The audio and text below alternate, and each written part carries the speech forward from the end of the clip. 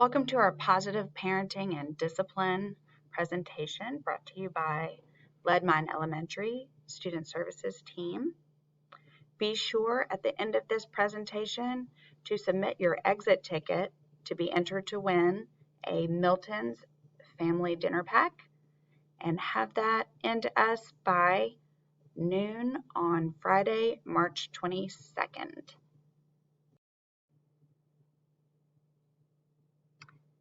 We know that parenting is really hard work, and in this presentation, we are going to talk about positive discipline strategies and how to reduce undesirable behaviors. So let's talk a little bit about behavior. There's always a meaning or reason behind any behavior. And a lot of times with undesirable behaviors, that behavior could be stemmed from trying to avoid a task or an activity, or gain your attention, or a specific item or toy, or to try and gain control over a situation. And on many occasions, it could be by sensory issues where a child is overloaded by sensory input.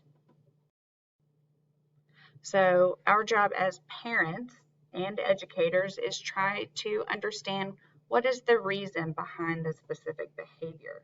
And once we know the root of the behavior, we can easily either remove the cause or try and heal the emotions that came with the behavior. And then that way, the children will not be driven to behave in that particular fashion anymore once we understand the reason behind the behavior. But we know when those behaviors happen, they tend to push our buttons. So the first step in preventing behavior issues is you have to try and control your own emotions. And that is easier said than done. It takes a lot of practice. But we can look at it this way. This is an opportunity to model how you can cope with strong emotions yourself. And then that way, your child is seeing that, hey, mom and dad, they have their strong emotions as well too, but they have got coping strategies to regain control of their own emotions. So, whenever possible, delay taking action until you feel more calm.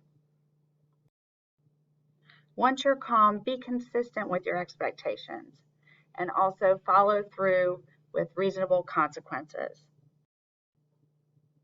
You can use this time to also build your child's self-concept.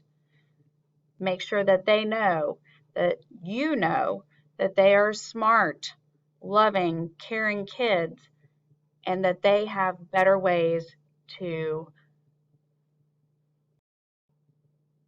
handle situations.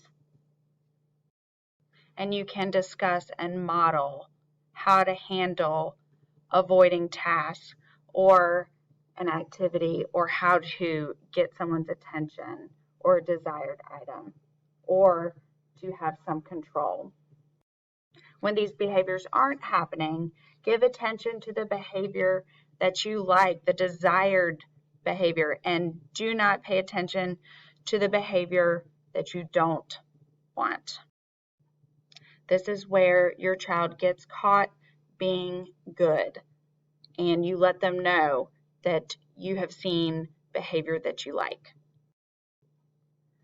When the behaviors are happening, you can redirect, and if that is not working, you can try to distract from the behaviors with a totally different behavior, like, hey, why don't you go brush your teeth? To take their attention off of the behavior at hand, and then you can come back together to try and address the root of the behavior that had happened earlier. Also, don't bribe to encourage behavior that you would like It's a short-term situation. It won't work long-term. And you can also share control. You can give your child options. Give them a choice of two things so that they can have control over certain situations. And then when you need control over other situations, you would be willing to share control with your child. Give your child a heads up when you have a transition. If you're leaving to go somewhere, let them know, hey, remember, we were going out to dinner tonight. We'll be leaving in about 30 minutes. Give them an idea that maybe they need to start winding down a game or need to put things away before they go out to dinner in 30 minutes.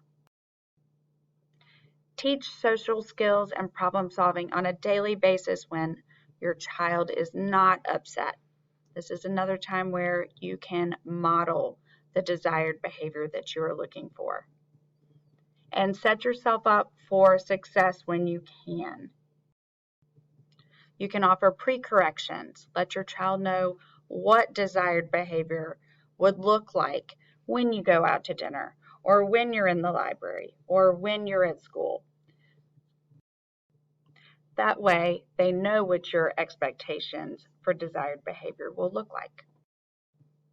So when those behaviors happen, you have to address it in the moment. Always provide empathy before the consequence. Make sure that they know that you understand how they feel. Then remove the child from the situation and have children fix the problem behavior afterwards, after everyone is calm and you've had a chance to talk about it.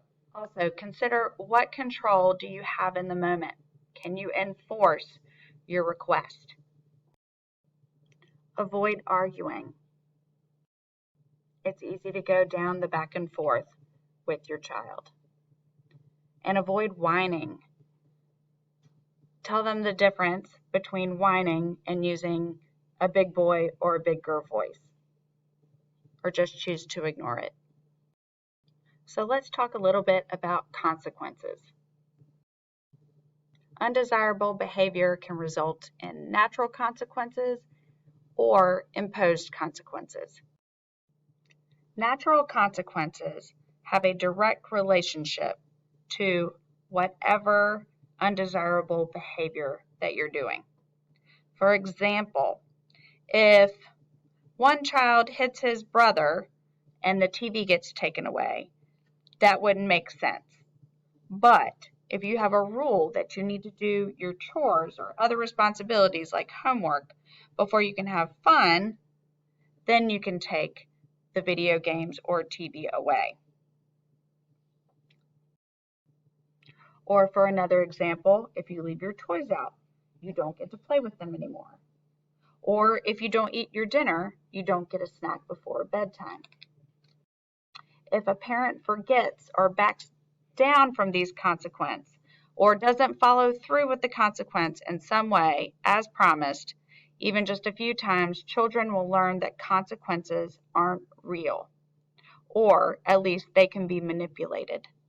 And then you'll have to double down on your efforts if they have misbehaviors again in the future, because they will think that they can get away with it. Times when there is no natural consequence, or the natural consequence is too dangerous, you may need to impose a consequence. Sometimes it could be as straightforward as taking away a toy that is being played with inappropriately, such as when a child throws pieces of a puzzle across the room.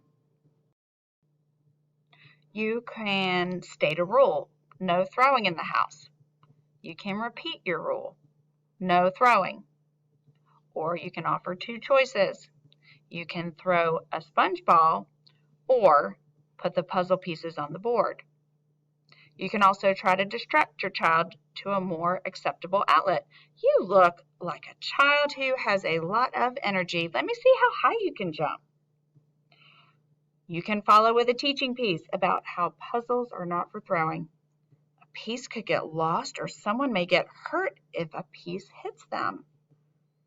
You can present the child with a final choice. You can put the pieces on the puzzle board, or I need to put it away. Don't overprotect your child. It takes away from them experiencing consequences for their actions and keeps them from learning to be responsible.